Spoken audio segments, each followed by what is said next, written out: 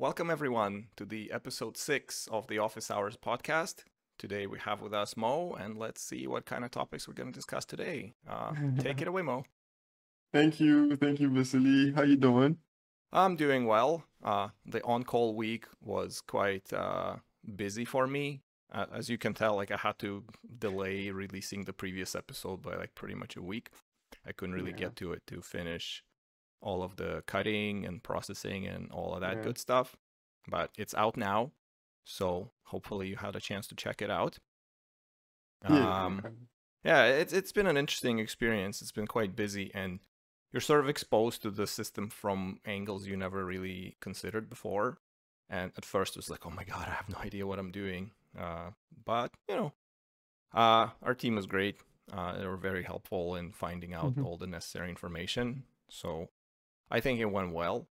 The only thing I was not a fan of is getting up at 5:50 to kind of get there in time for the shift takeover. So, a little bit tired more than usual. But thankfully it's long weekend. It's going to be BC Day.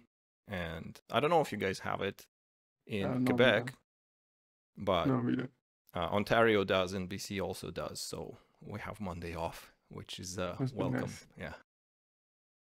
We don't. I guess we've had our fair share of holidays already, but it's good. It's okay. I think we have another day somewhere in September, but we'll see. For me, it was kind of the same, but I wasn't on call. I was just up to different things over the week. Interestingly, I started taking Twitter content a bit more seriously. I started contributing to Twitter community, tech community on Twitter. It's called X now. It's called X, exactly. It's called X, right? But you know what? How do you feel about changing the name though? I feel Elon came in and then he changed a lot of things. Now he's changing the name, and I wonder what Twitter is going to become. I'm not too sure. I don't know if I'm a fan of it. Well, back in the day, at one of the companies we were working on, we had this thing where we tried giving names to things that didn't have additional connotation to them. Because if you have something called something specific, people will have their own ideas about what it should be. And it might not necessarily be that. And so I remember bits of information we were getting from the back end for a particular geography were called Bobs, like B-O-B, Bob. And it's why is it called Bob? Well, why not, right? It's Bob. When you think about data and Bob together in the same sentence, there's nothing there. So you have no expectations about it, and you're not biased from the start. And maybe it's kind of same with that. When people think of Twitter, they think about a very particular thing, a very particular kind of environment, community, style of communication. It's kind of like this public debate, blood sport, which not everybody potentially appreciates, right? And so maybe it's just cut it off, start with a new thing. Do not have people have preconceived notions about it and see how it goes from there. Because, it's been making a lot of changes in terms of moderation policy and free speech, things like that. So all good things in my opinion. And people say, oh, the Twitter has built up this brand and he's destroying the brand. Twitter was nothing at some point in time and it developed. So X will develop too. And that's fine. Would you say you're an Elon fan? I'm not an Elon fanboy in a sense that, everything that comes out of the man's mouth is gospel straight into my ears. But I mean, there's a lot of opinions about it. And, I watched a couple of podcasts with him. He's a very intelligent, quirky kind of guy. A very nerdy kind of guy. So if I was more diligent and put more effort into the things I'm doing, I could have been more like that guy in terms of his productive output. But on all of the nerdy things, I think we're kind of similar in ways. I get his jokes, yeah. So yeah. But you know what? That's something, yeah. I was thinking about it. Like I saw, I don't know, Sam Altman, right? Like Mm-hmm. the GPT guy. Yeah. I saw his portfolio recently about all the companies that Mm-hmm. he is responsible for. And I started thinking about it like, how does he have the time to do anything else? Like, when does he get the time to actually live his life? Because Mm-hmm. I don't have as much, my portfolio is not the same, but I'm sometimes I complain, like, I'm like, "Ugh, I just want some time for myself." But how does this people like this have time for themselves? They probably don't. But how do they live? Don't they talk about burnout? Because for me, if I don't get enough sleep, I'm talking about burnout. Don't people like that also get burnout? Uh, I don't know. It's a good question. Maybe they it's hard to say. You know, we talked about burnout and we talked about like work-life balance in the Yeah, previous yeah, one. last week. Yeah. And it was it's like some people do work 80 hours a week and don't see a problem with that. And, you know, it you know, there is stress and then there's your response to stress. And if you can control how you respond to stress, or you're just naturally more resilient to it, then, you know, the same level of stress that would have been causing burnout for me is not going to do that much for you. So, you know, it's highly individual. And thankfully, there's only like a handful of people that are able to do that. Otherwise, I don't know. It'd be very different place we'd be living in if everyone was just going like balls out to the wall completely every single time. Yeah.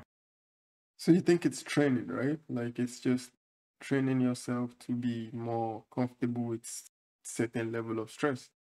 Uh, I think you can probably become better at coping with stress, but maybe you kind of have to understand the proper approach for doing it. Mm.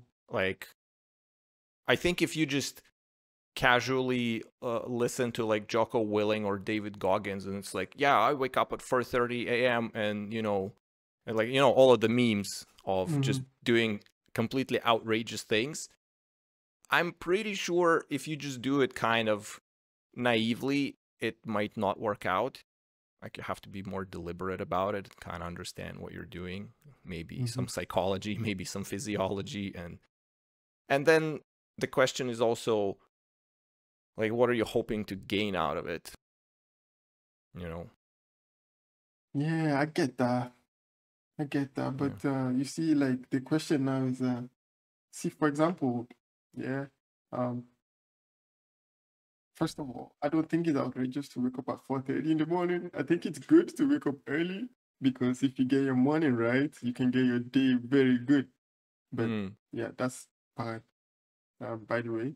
But you see, like people, for example, I was listening to Kevin Hart, you Mm-hmm. know, The comedian? uh, yeah, the Kevin Hart, the comedian, and I find that he's always busy. Like you probably everywhere you look in the entertainment industry, movies, comedy shows, podcasts, YouTube, he's everywhere. Like I wonder how that guy actually has any time for himself. So sometimes when I want to start looking at myself, like, oh, maybe I have like a lot going Mm. on, and then I start thinking like, oh, what about these people? Like, do they sleep? How do you prioritize all these things and do it well? Because there's a difference between doing a lot of things Mm-hmm. and doing a lot of things well.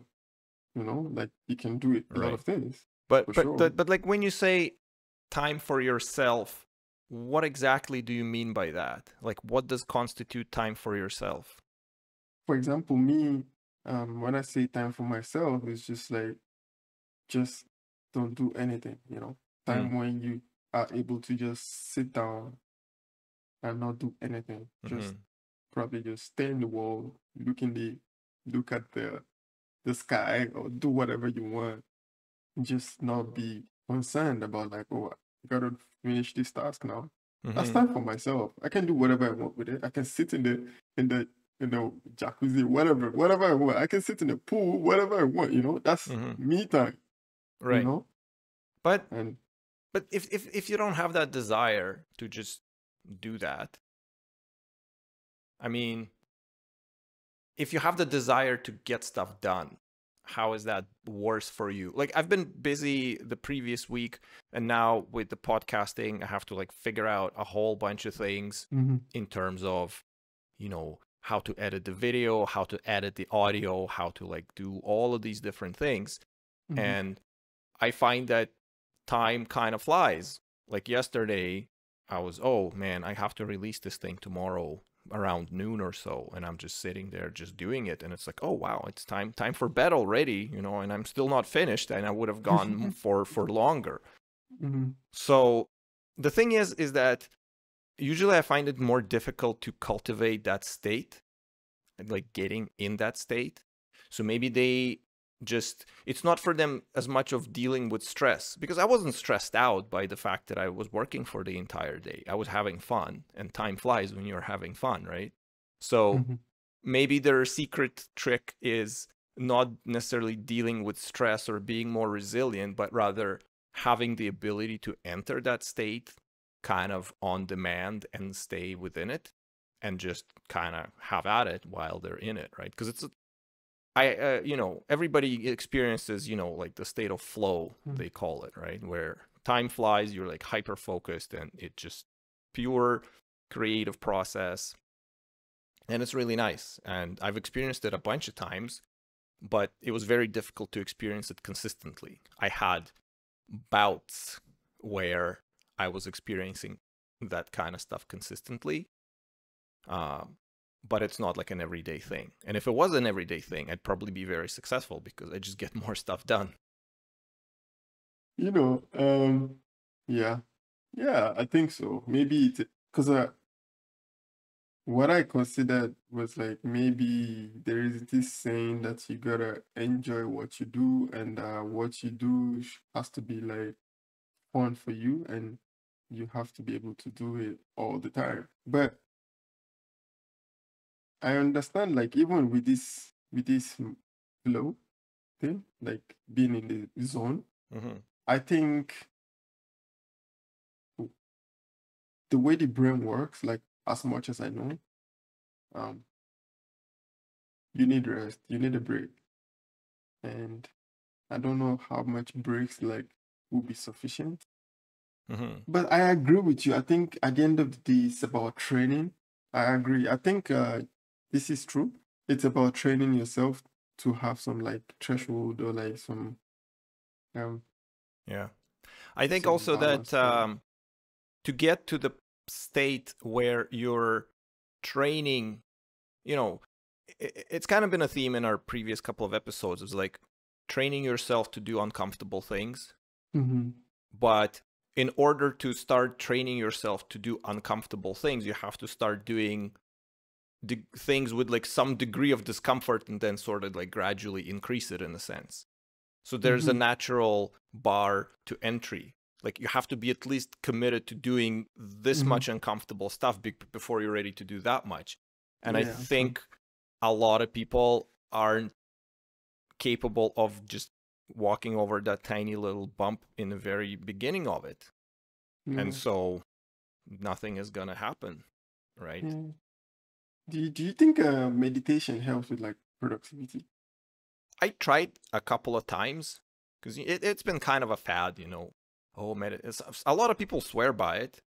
There was one form of meditation which I did try, and it did kind of help, and it's very, very easy. It was what? I don't remember this guy's name. He's like a Buddhist monk, and he was talking about, you know, how you have like the monkey mind and your human mind, and the monkey mind is constantly trying to like interfere in your day and just you know, do random stuff and like not do anything particularly productive. And so the trick is to occupy the monkey mind with some menial task so that it's just sitting off to the side doing its own thing, and you meanwhile can do other things.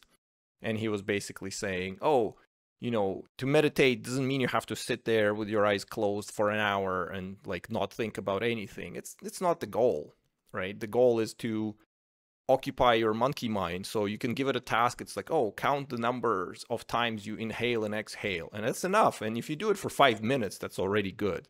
And at some point in time, I did try it, and it was working out surprisingly well. So, but in terms of like sit with your legs crossed and stare into the void and empty your mind for an hour, like that never really worked for me. Yeah. I don't know. Like, I think both sitting into the with your legs crossed and looking at whatever for an hour, maybe an hour is a lot. I don't know. I don't know if there's a lot of people that can actually sit that like that for an hour. But I think they both have like different effects. Like there was a time in my life where I was really looking into meditations. Mm-hmm. And personally, the only thing is like I don't know if it helps with productivity. I don't think I can answer that question really.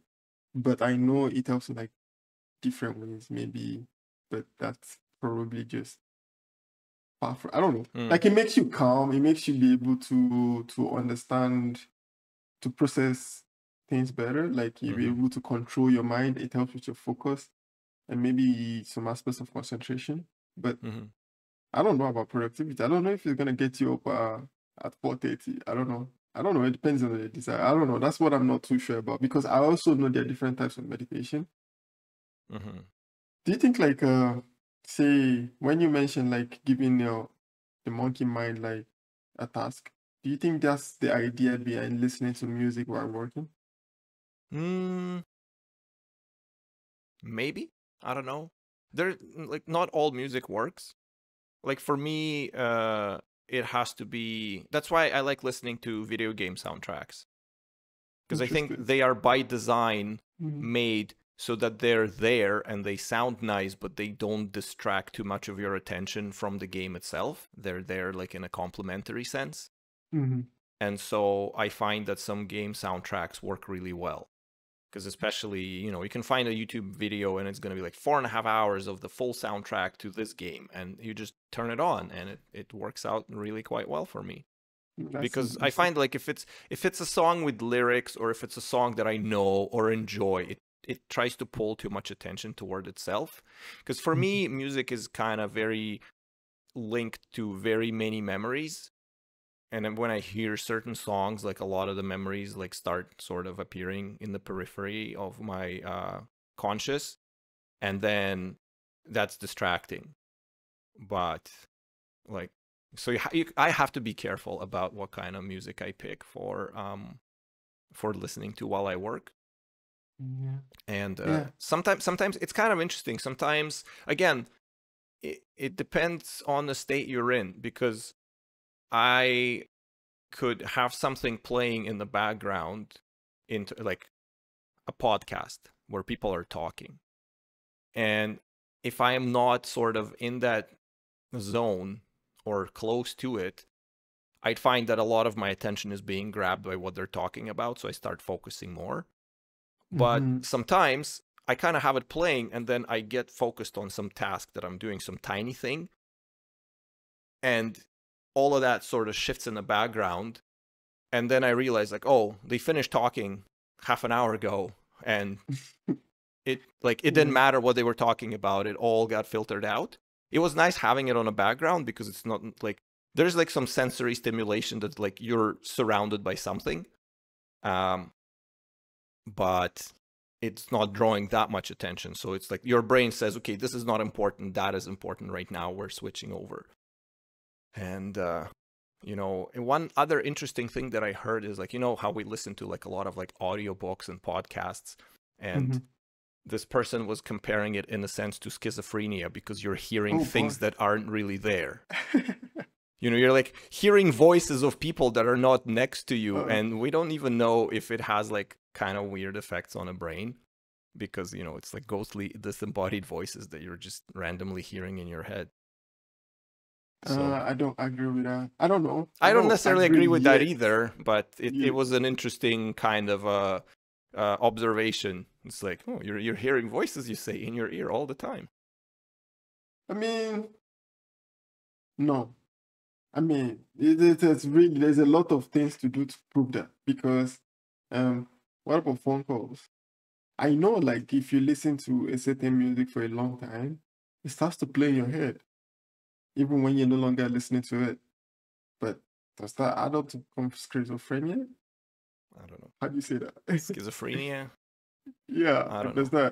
that I don't know. That's a long shot. I I'm mean, not so yeah, sure. it's I don't know. I don't know 100% how real that comparison is. I just thought it was kind of interesting because Yeah. you know it's like the Tetris effect where they did studies and people were playing Tetris. You played Tetris, right? Everybody played Mhm. Tetris, Yeah. and I had that too. I had Tetris dreams after playing Tetris, like for real. So it's a thing. But an interesting thing was where they gave people with short-term memory loss, Hmm. they played Tetris and they have short-term memory loss. So they couldn't remember the process of actually playing, but they could recall the gameplay mechanics pretty vividly, even though they weren't aware post factum that they'd done it. So that was pretty interesting. Wow. I Yeah. mean, there's a lot about science that we're just like finding out. I don't know. We'll see. We'll see how that plays out. But you know what? You mentioned something that caught my attention. Yeah. Mm-hmm. You talked about the type of music that you like to listen to. There was a time I was watching a documentary, and then I learned about how music affect the brain. Um, there is a myth that says like if you listen to classical music more, you will probably be smarter. Like it makes you smarter and it makes you solve more complex problems in faster time than I people who don't yeah. listen to classical. It was a myth. Mm-hmm. And then the purpose of that documentary was to prove if it's true or not. And the interesting thing is like some people were made to listen to other type of music like jazz, Mm-hmm. and some people were made to listen to like classical music. But what turns out was that like and the music um kind of help your brain to produce dopamine, Mm-hmm. and it's the dopamine that excites you and makes you actually solve those problems. Mm-hmm. So um the question now is like, do you do you feel like you can have dopamine with others in like other sources that can help you be more productive? Or like do you think like dopamine from like just listen audio from audio is You enough? Yeah. And if you have like other sources of dopamine, I'm curious, like what are your other sources of dopamine that right, helps you more productive? right. You ever get shivers when you listen to music? You have like the hair on your arms standing up when you're listening to a particular piece of music. Have you ever experienced that? No. Oh, I that's want to that's too dance when bad. I listen to music sometimes. But other than that, no. What kind of music do you listen to that makes your hair stand up? See, it's interesting. It doesn't have to be any particular style. Although I have to say that uh, I remember like uplifting trance back in like 2000s. That did way more of that. That had way more of that effect than other things. And to me, it'd be interesting. It'd be some particular phrase in a melody, and it's just like, you have this effect. Yeah. And in terms of like listening to classical music makes you smarter, I don't necessarily know. I think classical music has a lot of nuance, like way more than pop music. And Mhm. I mean, rock music can be pretty sophisticated as well, but classical music is very sophisticated in terms of just everything that's in there. And not to sound like a complete snob, it's like, oh, you have to listen to classical music. Yeah, I get But it. I mean, I do like classical music. I Mhm. listen to quite a bit of it. I mean, I'm probably quite pedestrian in my tastes, and I wouldn't necessarily be able to tell you a lot of specific pieces by specific composers that I enjoy. And I have to probably attribute a lot of my classical music knowledge to Tom and Jerry, which did bang up job Mm. at it because they had a lot of classical Mhm. pieces in their Mhm. cartoons. And when I was a kid, you watch Tom and Jerry, you listen to a lot of classical Yeah, music. I got some of that too. And I do know a lot of it by heart, in a sense. Like I can follow, I can like whistle the tune of a lot of classical pieces. So I don't know. Maybe that made me smart. And Maybe, just maybe that's the Yeah, reason. yeah. Who the hell knows? Yeah. But yeah, and yeah, I remember watching this documentary where they would play old people who like live in like a retirement home. They would play them music from their like young adulthood days, and those a lot of these people they would like have dementia or some degree of like senility. Essentially, they for a lot of them they would not communicate. They just sort of sit there, which was kind of sad. And then this nurse has this iPod with some dance music from like 1930s, and he plays it for this older gentleman, and he just like a light bulb turns on. He just transforms. He like starts dancing. He starts like talking to her. He gets like completely animated by it. So yeah, music has quite a massive Yeah. effect for sure. But I'm curious, like, do you have other source of dopamine Mm. as well? Yeah. Um that is a good question. Um I had some thoughts on it, but I don't know if I can formulate all of them right now. Um I mean, like doing physical activity is great. Like working out is great. Mm-hmm. And yeah, it's hard to say. I haven't really thought about it in a long time. I feel like right now I'm not in a state where I have to think about it. My natural state is kind of very calm and even and good. Like I'm not really stressing out about too many things right now, so it's not really like a problem for me that I have to solve. So Mm-hmm. I'm sort of pretty happy where I am. That's Um, good. yeah, like even the fact that I have to like work longer hours or it doesn't really bother me that much. Um, and I think that it comes down more to overall chemistry and neurotransmitters and all of that good stuff, which, might tie in nicely into the whole topic we brought up last time about like what you eat. Because, Mm-hmm. a lot of that stuff, it's built from the things you eat. So if you eat wrong things, you're going to have problems with your hormones, with your neurotransmitters, and all of that kind of stuff. Yeah. And yeah, since I've been doing carnivore, I noticed marked improvements in my sort of mood, evenness of my mood, like mental health overall. We talked about anxiety briefly last time, but apart from that, like just this state of even calm where you're not like shifted in or out as much. Um, I um, even heard some things that people with bipolar disorder, if they go on that type of lifestyle, it severely sort of Mm-hmm. condenses the range because they can go hyper or they can go depressive, and they go hyper and depressive and things like that. They kind of like flip flop between them, but it sort of brings everything much closer, so the extremes are not as extreme. Which Mm-hmm. I don't know if it's a research. I don't know how well it's been confirmed clinically, but it's just like an anecdote that I heard about it. So Yeah. Yeah. I think I can relate to that because it's my 4th month of being a carnivore, and it's going good. And I think I can actually relate to that because before doing carnivore, there were some health things. It wasn't like I was sick or anything. It's just like sometimes I felt like my energy level was not as balanced, mm-hmm.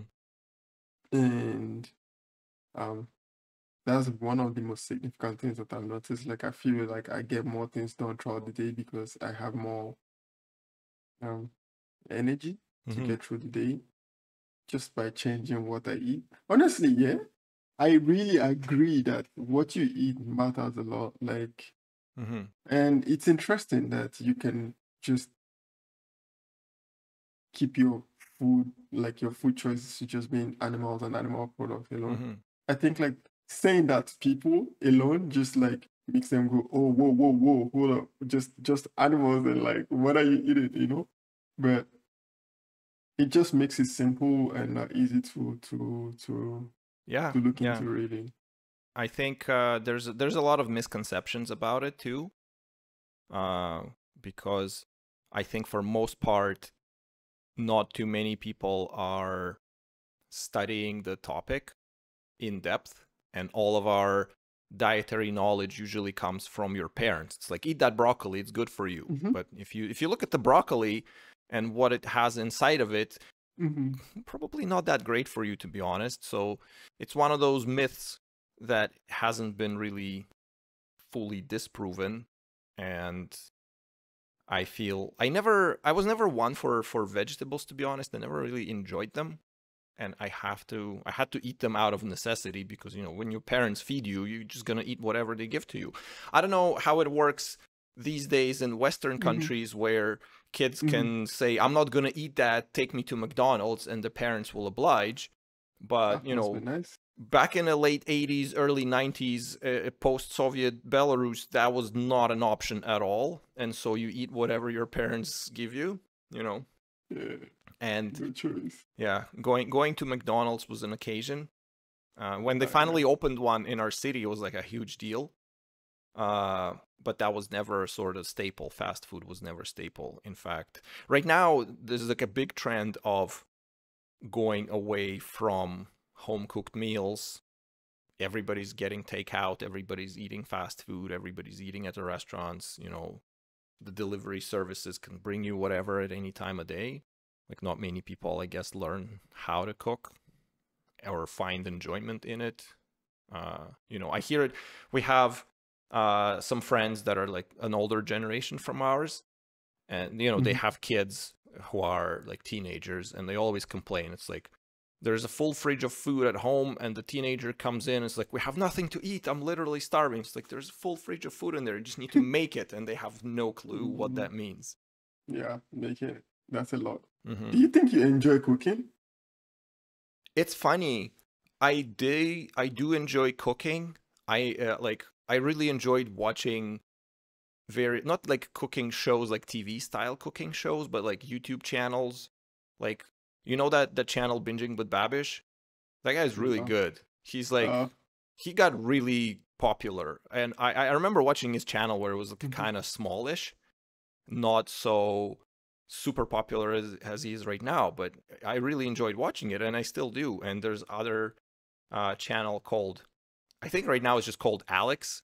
It used to be called Alex the French Guy Cooking, and it's like this guy in Paris. He's an engineer, and he kind of nerds out about culinary things.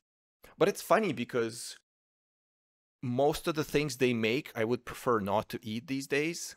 Like, yeah, non-carnivore. Okay. Yeah, so as much as I enjoyed cooking in general, I now guess choose not to cook those things or eat those things, because they do affect how I feel and how I operate.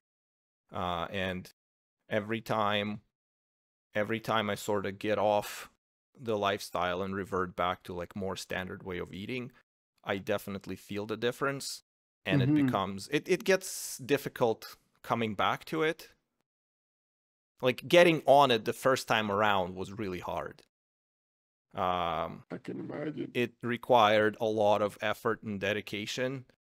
Like several months worth of, like, I remember periods of time where I was like driving home from work, and at the intersection, like, do I go straight and drop by the store and pick up like a brownie or something, or do I turn left and just go home and ignore? And I'd be there like, oh, what should I? And then like make myself take a turn and not go to the store.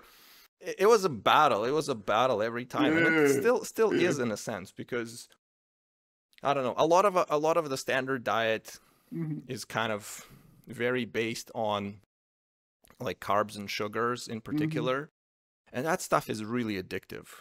It's like probably as addictive as cocaine. You know, they did some studies in terms of like what areas of brain light up when people have sugar, and I think they said it's like pretty much the same thing. The same areas that cocaine triggers, the sugar triggers as well.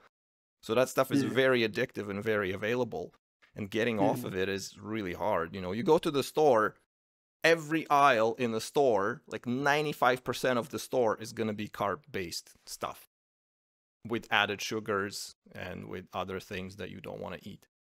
It's crazy. Hey, you know what? Like when you mentioned like the scenario about you driving, something similar happened to me literally yesterday. So I went to the store. I was supposed to get just some things for Hmm. some meat. And then I passed by one of the aisles and then I saw this really nice looking cake. And then I can tell you, I literally felt the taste of the cake. I don't know what it tastes like, but I felt the taste of the sugar in my mouth. Like I could feel it in my mouth. And it was so strong. And I started telling myself, like, you know what? It's not bad for you to have sugar. Some sugar is good, you know? It's not bad for you to have just a little bit of heroin, you know. It's okay, just a little tiny bit. Just Yeah, a it's little fine. bit, Hmm. just to balance it out. And then I started telling him, okay, no, you have this is the work exactly. You have to be disciplined. So keep going, keep going. But I know it's hard. But you It know is. what? Yeah, it is. You know what? Earlier I asked you about like other sources of dopamine. Hmm. Do you think like having sugar, like sugary stuff, is like the actual source of dopamine itself? Because it gets you excited, you know? I think it is. It kind of has to be evolutionarily. And again, I'm not an expert in these things. This is just my speculation. But there was an interesting theory that I heard. I don't know how much in the weeds I'm gonna go, but basically, like storing fat in your body is mediated by insulin, and insulin is mediated by glucose, aka sugar. Half of it is glucose. So if you consume a lot of sugar, spikes your insulin, like it sets off all these biochemical processes in your body. And someone said, like, people used to eat fruit in the summer to gain fat for the upcoming winter. So it was necessary, right? Because the food might not have been readily available throughout winter as easily. And so if you manage to bulk up and accumulate a lot of subcutaneous fat, that'll be good for you in the winter, because then you can just burn out fat throughout the window and compensate for lack of, food that you'd get otherwise. And in order to make you do anything, it has to be pleasurable, right? Like Mm-hmm. most necessary things in life are pleasurable. And I think modern things hijack those mechanisms, and that's why they're so addictive, because you weren't supposed to have access to that much sugar, and all the other things that come uh, out of that same logic. It's like you weren't supposed to have access to that much of it. It was supposed to be like a little tiny thing to give you that little hit to say, oh, next time you have a chance to do it, do it. But now the next time you have a chance to do it is literally 5 seconds from now, and it just balloons. Yeah, I agree. Because, my suspicion about that was just like, if you look like the amount of sugar in these energy drinks, Mm-hmm. have you seen Prime? I mean, one of these energy drinks. Mm-hmm. And the amount of sugar that is contained in them is actually a lot. So Yeah. sometimes I'm wondering, like, what is the combination? Like, what is the correlation between like sugar and productivity, sugar, energy? Like, I get it, the sugar Mm-hmm. become energy, but Right. how Well, does that help you productive? there was an interesting thought that I heard on one of the podcasts, and I wish I could find it. It might have been what is his name? Jimmy Fung? No, not Jimmy Fung. There was a fellow. He was a doctor, and he did one of the talks, either at the Ancestry Foundation talk, or maybe it was a Low Carb Down Under talk, or something like one of those conferences that are sort of in the space of keto, carnivore Mm-hmm. diet, and all of that. And he was saying that basically in your brain, there's one path for getting energy, and one of it is like heavily mediated again through insulin. So when you eat a lot of carb heavy food, all of that stuff goes away, and your brain doesn't have like half the doors open for energy inputs, because the keys are all went to other place, to paraphrase Mm-hmm. it in very primitive terms. And that's why you kind of like get zombified after you eat like a massive meal at lunch. I Mm-hmm. noticed that I I did have that back in the day when I knew nothing about it. would go for lunch and eat like a massive burrito with beef and rice. But that thing was like seriously like insanely huge. But it was like probably 70% of it was rice, right? So it was like a massive carb load. And then you go back to the office from lunch and you're just like completely dead. Yeah, that's it. That's right? it. Dead But over. yeah, if I eat a nice massive steak, I don't have that effect. But It doesn't register. I remain productive. So it doesn't have nearly that effect. So I don't know. Maybe it's the carbs. yeah, but you know what? Um, one time I was having this conversation with my friend, and then I was telling her how I feel about carnivore and like all the good stuff. I was really evangelizing it, you know? Mm-hmm. And then she asked me, like, so you don't eat sugar? And then I was like, and then she made a statement. She said, like, are you happy? I'm like, what do you mean? Are you happy? Like, but what she was trying to ask me is like, sugar makes people happy. Mm-hmm.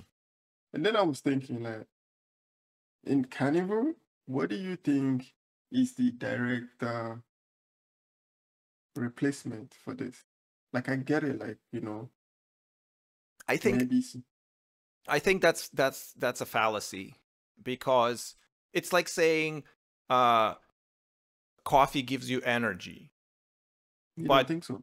no, it's not that I don't think so. It's that if you never drank coffee before and you drink coffee, you will get a boost for sure. But if you drink coffee every day, that first hit of coffee doesn't give you any boost. It brings you basically to your natural baseline, right?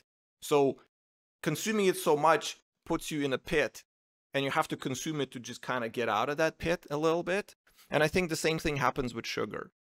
Like, because, again, the weird drug analogy, it's like people who consume drugs, they need more and more eventually because they become habituated to it. Yeah. Right? And why should that be different for any other chemical? So if you consume a lot of it, you become habituated to it. And if you're in a state of withdrawal, you're going to be very unhappy because you're in a state of withdrawal. And then you have a little bit of sugar and hey, you're back to your baseline. You're feeling good. Maybe you're not feeling great like you did in the beginning, because again, now you're in the pit and you're just reaching back to where you should be originally, right? Whereas before, you were at your baseline, you get a hit, you get like way up there, but eventually that thing like stops working, right? And then you tend to associate, oh, sugar makes me happy. But it's like, no, sugar just brings you to where you normally would have been if you weren't eating sugar all the time. So to me, I feel that that's a fallacy. And because on Carnivore, where I don't eat sugar, I mean, I am more happy in a sense because I don't have mood swings. I'm very stable in my mood.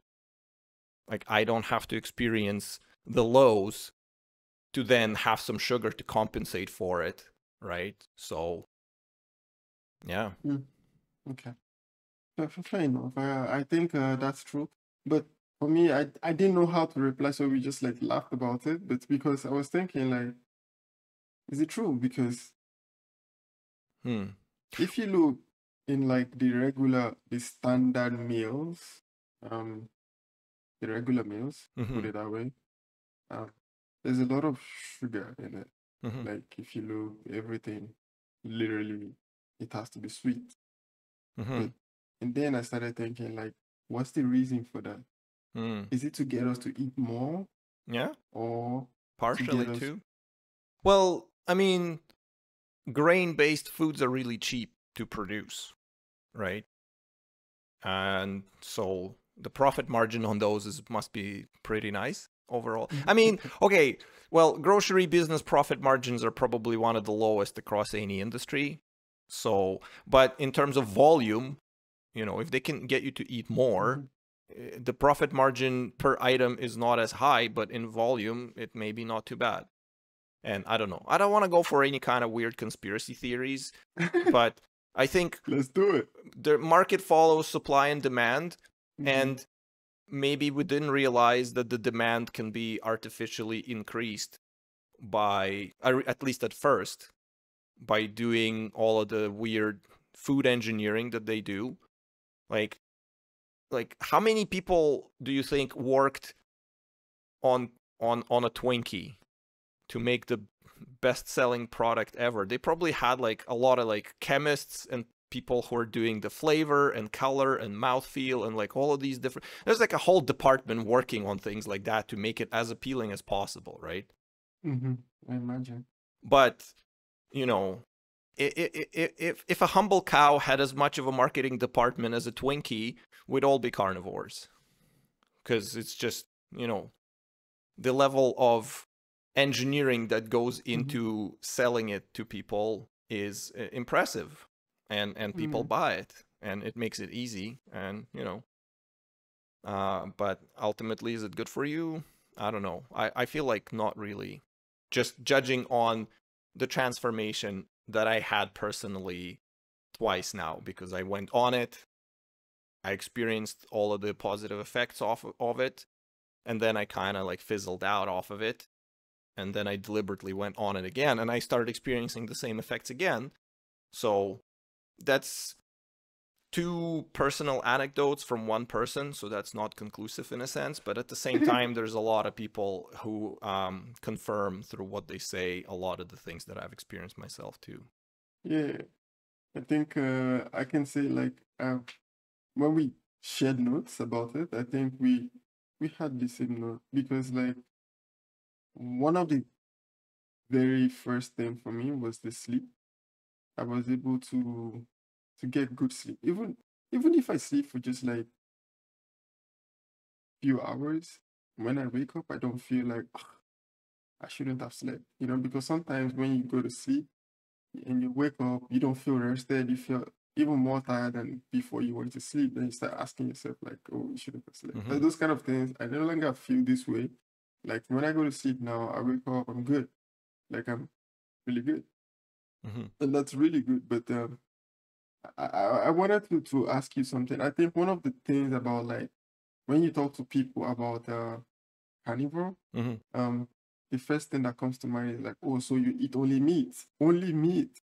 But the thing is, like, I think there are like different recipes, and but I'm curious, like, what's just like, what's your day like when you carnivore day? Yeah, I think there's degrees to it, and a big side of this community is comprised of people who have all sorts of very unfortunate chronic illnesses, and they usually tend to go more extreme compared to a regular person that doesn't really have anything. So if you have some crazy problem with inflammation or arthritis, maybe it would work best for you to just go beef only type deal, you know, and water. Maybe, but not everybody's ready for that extreme, right? And I think when I started originally, I went that route to just kind of get everything, as much of it as possible, out to have like the most pronounced effect. But that one was also the hardest one. And I guess at the start, I wasn't really that good at cooking most of the meals, because it was not like an everyday thing. And I went through these like iterations of trying out different things, abandoning some things, adding other things. It was a journey essentially. But it doesn't have to be restricted to just meat in a sense. It is animal based, right? So it's animal products. So I eat meat, I eat eggs, I eat dairy. Some people say that dairy doesn't really work for them, but like I drink milk, I eat sour cream, I eat cheeses. And yeah, mostly beef, some chicken, pork, very, very little. I try to minimize the processed stuff, and my breakfasts are very consistent and have been for a very long time. Like, even if I slip off full carnivore in the meantime, my breakfasts still remain pretty much carnivore. I eat eggs with a lot of ground beef, which actually, you know, people also say, oh, this diet is so expensive. because they imagine you like eat like a ribeye every night, which would be very nice. I wouldn't mind, but the prices of beef are pretty crazy right now, so you kind of have to improvise. But for instance, I went to a butcher and I picked up a whole bunch of ground beef, $5 a pound Canadian, and I maybe for breakfast I eat like 3 eggs and a third pound of beef. So that's what, like less than $2 in beef and a couple of dollars in eggs. That's not that expensive. And butter, lots of butter. I render my own butter. I have a big jar of it. So I buy butter and I render it down because it gets rid of all of the what's the sugars that are in, like lactose and stuff like that. What does that mean, though? Like, what does it mean to render butter? Oh, if you ever tried like ghee or clarified butter, that's what it is. You effectively boil it until most of the stuff precipitates, and then you kind of get the top and you have it. So it's it changes the flavor profile, and it also tends to stay and keep quite well. Like I literally don't even refrigerate. I just have it in a jar in my cupboard, and I use it every day. So if I get a particularly lean batch of ground beef, I just like put a couple of dollops of butter into my eggs. So, and I've been eating like that for a really, really, really, really long time. I mean, I keep track of it. I try to sort of keep track of how well I'm sticking to the diet, and I'm looking at it right now. And for breakfasts, my adherence has been 84%. So 84% of the time I am having a carnivore breakfast throughout. I think that's probably like a yearly type deal. That's good. That's good. That's really good. For dinners, it's been much better, but ever since my girlfriend had birthday party and I had a bunch of stuff, it kind of plummeted from there. Yeah, a few sugar, just a few pieces. Just a few pieces, yeah. It tends to mess it up. So right now it's at 35%, but in July it was close to 75. So that was good. So I can't say that I'm 100%. I'd like to be. However, the social aspects are also there. My girlfriend does not follow the same way of eating, and you know, to keep our domestic relationship going well, I can't just say no to everything she cooks. That would be a very, very bad move on my part. Yeah. And you know, I'm not losing hope of getting her to our side one day. It'll make a lot of things much easier logistically and everything else. Yeah, maybe. Yeah. But, you know, when I started doing Carnivore, and I realized that I got so much energy, you know, I was wondering what I would do with this energy, yeah. And then I started like just picking up different things. Then it hit me, you know. I wanted to ask you, do you see yourself as kind of person who would want to have a company? Like build a company? Right. I think entrepreneurial skill set is very different from engineering skill set. And I think if you look at like engineering skill set and a managerial skill set, there's very little overlap. Entrepreneurial side has to cover both. And for me personally, like my management chops are not particularly great. This is something that I'm trying to work on right now at my company with the help of my manager.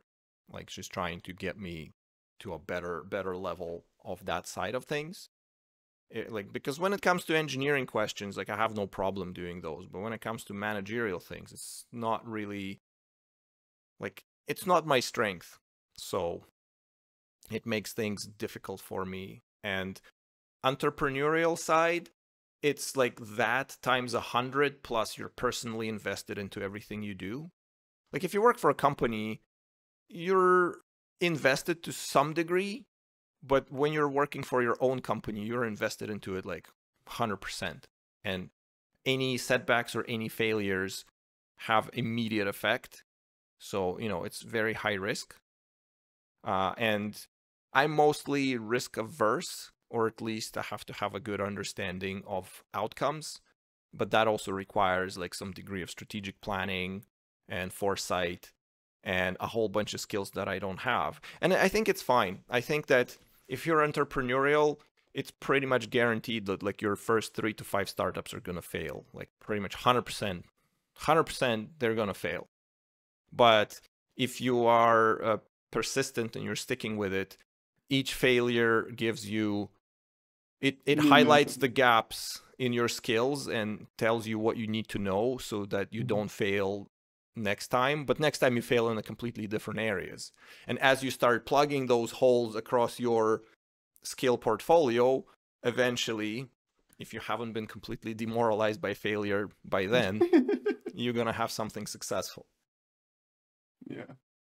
But that's the thing too, is the mental resilience of not becoming demoralized.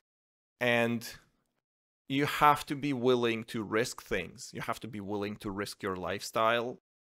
And so, you know, I mean, it's not unheard of, but, you know, starting a company when you're 40 and starting a company when you're 20 are different things in terms of everything that depends on you.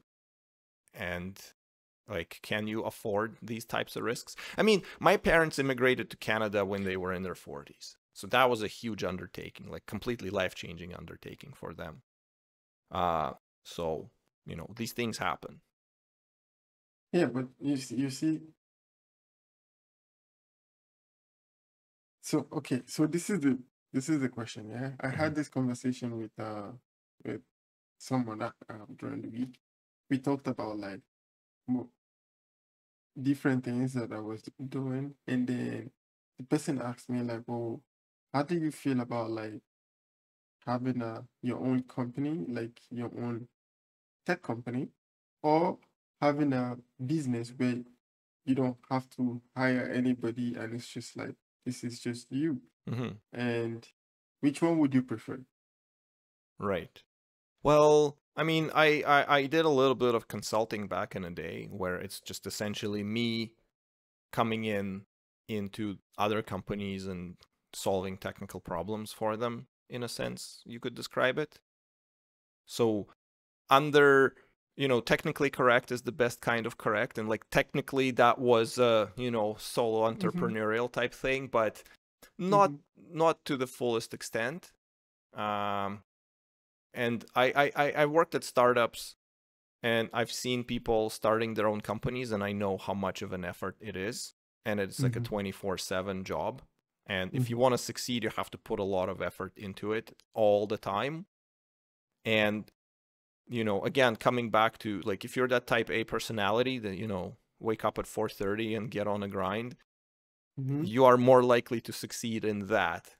And myself, I don't know. I don't know if I would necessarily enjoy it, because in when I work on solving engineering and technical problems, you tend to become very focused on one particular area. But in entrepreneurship and running a company, you have to be focused on like 15 different things at a time. And I don't know if my brain is necessarily wired that way. So maybe I'm just hyping myself out of it, saying, oh yeah, that's just not how my brain is wired. I'm not going to be good at it. Or maybe I'm just not that good at it. And right now at this stage, if I were to try, the consequences of failure would outweigh the benefits.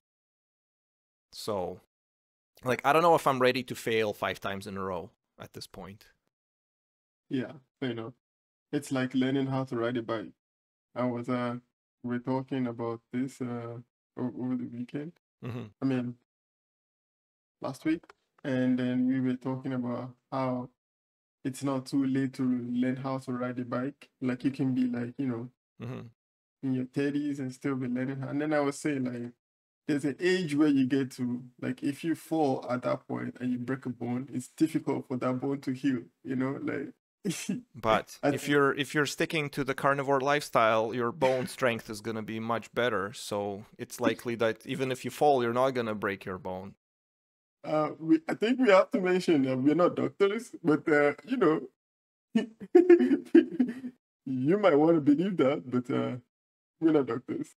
Yes. Anyway, the reason why I mentioned this was just because, like, it was just how you said it. Like, you know, yeah, then you might get to a certain stage of your life where you don't want to really take a lot of risk.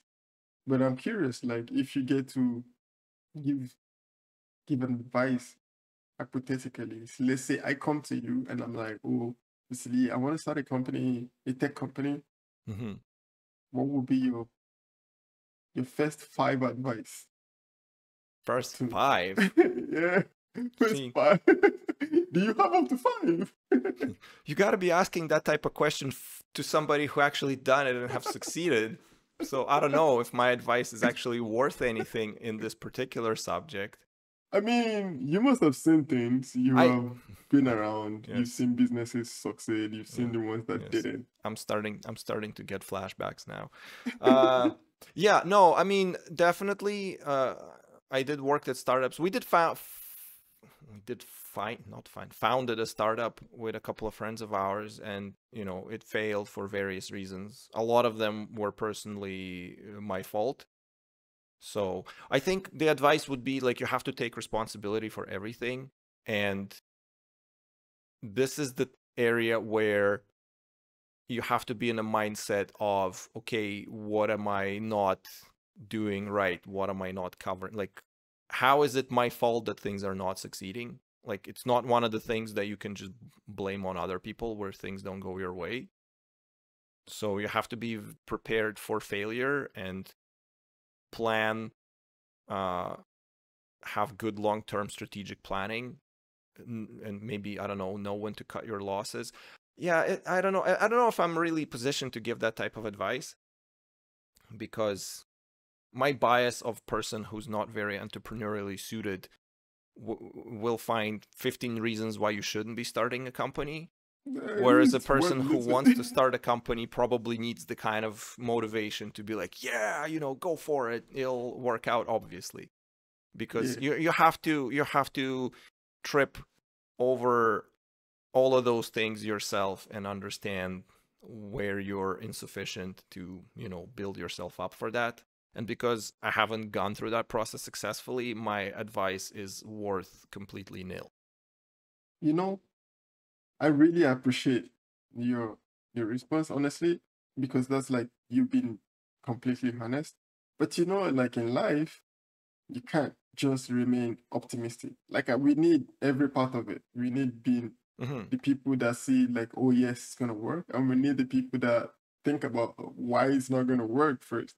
So like you need to find the balance between the two. So let's say I come to you, of course, the mindset of,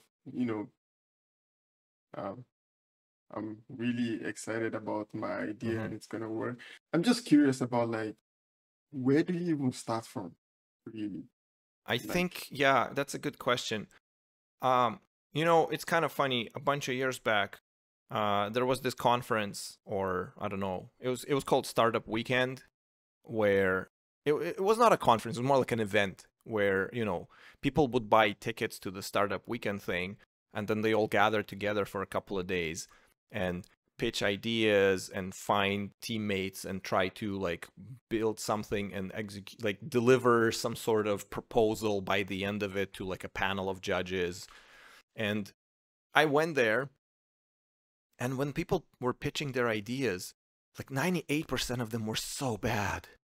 Like so bad. It was like, oh, I want to build something that is, I'm paraphrasing. I don't remember specifically how they explained it, but what it boiled down to is like, I want to build a LinkedIn but for dentists. And it's like, yeah, it's called LinkedIn, right? Or I want to build Facebook for accountants. It's like, yeah, it's called Facebook. So they had these ideas that they were like trying to like combine something with some Mhm, niche, and it's mhm. like, there's no point. There's no point in trying to serve a tiny niche when there's already a competitor that does everything for everybody, and you're going to be competing with them for a tiny niche. So a lot, like, there were maybe one or two kind of clever ideas that was like, oh, I don't know if it could work, but this is actually pretty interesting. Most of it was just banal and boring and already existing in a different way. So maybe the first thing is, how can I be sure that this is really necessary? That's a good point. Like, is it solving a problem really? And is your solution, like, are you a solution in search of a problem, first of all? Like, is the problem real, or are you trying to pretend that it is Is a a problem. problem and then offer a solution for it? Because I think a lot of startups these days are basically in that category. I agree with you. Yeah. I agree with you. Yeah. There was a time in my career as well where I was really into like startups, and I mean, we met in a startup. Was it a startup, right? Yeah, it was a startup. I wasn't Okay. in the startup, but No. I was co-worker with the co-founder of the startup, so that's how Yeah. we got connected. Yeah. So like there was a time where like, and then I've seen some ideas, and yeah, I was actually working on. Interestingly, I would work on the idea. It's not like I wasn't completely sold. Like I know like what this idea is not really solving a problem, or the problem that it's solving has already been solved. And this is like another layer of solution that is not really. Anyway, point is like, you're right. Like you need to really figure out like the problem Yeah. that you are trying to solve is an actual problem, and it's not like you are. And it also could be your problem. It might not be like a problem at large. Yeah, And exactly. so even if you did something that solves somebody's problem, and okay, maybe they either don't perceive it as their problem, or they haven't been clued in to the benefits, because you could be legitimately building something that can give people benefits. They haven't been thinking about it from that angle. And once you kind of convey that, they might see it and be like, oh, actually that makes sense. The second problem is getting them to part with their money for it. That part is hard. Like you think finding something that people actually need solved is hard? Figuring out a way to get them to pay you for it is like 10 times, 100 times as hard. And then the third part is, how scalable is it? We went to these courses, again, in another startup. We went to these courses and they were like throwing out the fancy terms of like total addressable market. How big is your total addressable market? How many customers are there on planet Earth that could potentially buy your product? Because if it's 5 and you spend 2 years building it, now you have to sell it a couple of $1 million per copy each, right? So, it has to solve somebody's problem. They have to be willing to part with their money for it. And there has to be a lot of people around to make it all worthwhile. So even though I haven't been necessarily successful in all of these, I think if you can answer all those 3 questions, I have to think of 2 more now. That's already being in a good position, You see, you're ready. Maybe you just don't believe that much in like how much you can do. Maybe you really can do it. I don't know. I don't know if I can do it myself. I can hype other people up or tell them that they can't do it, for reasons, of course. So, that's why consulting exists. You go and tell other people what they want to hear, and then they pay you lots of money for it. That's a skill, Yeah, it is. It is.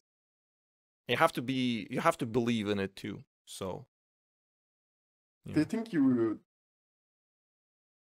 Do you consider these things as like a retirement plan, like becoming a consultant, or like even before retirement? Oh man, I don't know. I mean, I was saying how my mood is very even on Carnivore, but when I start thinking about retirement, it just sort of tanks. Yeah, Carnivore doesn't help you that much. Yeah, listen, especially with the prices of beef going up as they are. It's like my runway is shrinking every day, Yeah. Yeah. But Yeah, I mean, if you have a skill, is great. If you have skills in an intersection of 2 different areas that complement each other, that's even better. And if you have a third area that, like, the more disparate areas that you can kind of aggregate under the same umbrella and have skills in that, you'll be able to sell yourself, I believe. Yeah. You have to actually know how to do something. Yeah. You know, like, just a last point. I remember, like, I was having a conversation with earlier today, and we were talking about being entrepreneurial, you know. Mm-hmm. And then in the conversation, the person said, like, oh, you know, me, I'm not entrepreneurial. Just like you mentioned right now, Mm-hmm. like you don't think you are. But you know, like, I think everything is a business. Like, if you work 9 to 5, and or if you have a real estate or whatever Yeah. you do, everything is a business. It depends on what you are selling. Yeah. For us, if you work, like, you sell your time. Yeah. The time is what you sell. So, like, you have to, the way to scale this business is to make your time more valuable. Right. Right. And I think that's the way I see everything, really. Like, Mm-hmm. it's a product. Yeah. And I just So, don't know yeah. if it's worth saying, like, oh, you're not entrepreneurial, but you do all of this. For example, if you were to become a consultant, it's not like you just wake up tomorrow morning and be like, yeah, voila, I'm a consultant now. You Right. must have invested a lot of time making yourself Yeah. Well, valuable. consulting is like, yeah, you have to be able to make people understand where your value comes from. And you also have to have connections, because Mm-hmm. it's one of those areas where you're not just going to walk through the door and be like, hey, Yeah. hire me. Maybe. I don't know. But probably, like, you have to have a reputation, Mm-hmm. and reputation takes a long time to build. And I think now, in the era of remote, building a reputation has become different. We were talking about creating content, right? Mm-hmm. Because if you can't, people are less inclined to meet face to face, I noticed. And talking to my friends, it's like, I hear this a lot where, oh, can we just do a Zoom instead type deal. I don't know if it's ubiquitous, but there's definitely a big chunk of that. And so, whereas before you go to a conference and meet a lot of people, or there's all these social aspects, now they're less likely, less pronounced. Like last time I went to Polyglot conference in Vancouver, it shrunk down in terms of its attendance quite considerably. Like, I was surprised of how quaint and cozy it gotten again, like it was the first year or something, because it used to be Mm-hmm. pretty big, but then COVID hit and it disappeared. Ah, I can imagine. And maybe it'll rise again, but yeah, now you have to be noticed through other means. So you said you started writing your blog, you're getting some degree of traction with it. I started, Mm-hmm. like, I mentioned last time that, like, oh, I haven't had time to go write in my blog, but then recently I wrote a bunch of stuff in my blog. And, I posted a link to it to one of the comments on Hacker News, and a couple of hundred people came in and, like, at least looked at it. So, it's possible that you can grow your brand effectively. And, doing YouTube is growing your brand. And if you want to be a consultant and sell yourself, you need to build the brand. And then you have no trouble selling it. So maybe, I mean, yeah, maybe there is a mercantile interest that I have not admitted to myself. It's like, oh yeah, You I just see, I just want to share the knowledge. But maybe it is just part of, building a brand that I can sell later on. And that's not necessarily a bad thing, because I think what we do here is valuable. yeah. But do you see now? Do you get my point? Like, at the Hmm. end of the day, we are all doing business in a Yes. way. Yes. Yes. At the end of the day, I we are mean, you all you have to. entrepreneurial. You have to. And I think the worse economic conditions outside of you become, the more entrepreneurial everybody suddenly gets. Because, hey, if you want to live well, you gotta hustle. You have to make the coins, Yes, the papers, the schmeckles. the schmuckles. That's about it, Vasili. That's all I planned for us today. And I really thank you for your wise words and your time. It's Well, really good yeah, good to talk to you. it was a good conversation. I was having fun, Hopefully, too. you know, we haven't put off too many people by our carnivorous ways out of, No, because, you know, at this time the channel has grown to 27 subscribers since the 24 last time, so a loss of even one would be pretty significant percentage drop. So we have to be more conscious of that. no, I think it's a good testimony from us. Like, you know, like yeah, people ultimately want it to is. do it. Mm-hmm. People want, I think when you look, so for me, I read a bunch of articles about Carnivore, Mm-hmm. and what I noticed is like, you know what? I have more questions about Carnivore. So at what point did did it become a general thing for everybody to think vegetables are good for you? I think it was more commercial than actually, but but maybe we'll Yeah, get into it next week yeah, because maybe we'll like get to it next week. As a teaser, I think we kind of had to when all of the megafauna went extinct. I don't know if because we ate it all or something else happened, but suddenly there weren't enough mountains of meat roaming around, so we had to get creative. We had to get entrepreneurial and figure out farming, because what else are you gonna do? I guess, yeah. But anyway, we'll get into it next week and we'll discuss more about it. All right. It was a pleasure having a chat with you, Mo, as always. And for Thank you. everybody's watching, thank you for being with us and have a great day. Bye bye. Have a good day. Bye.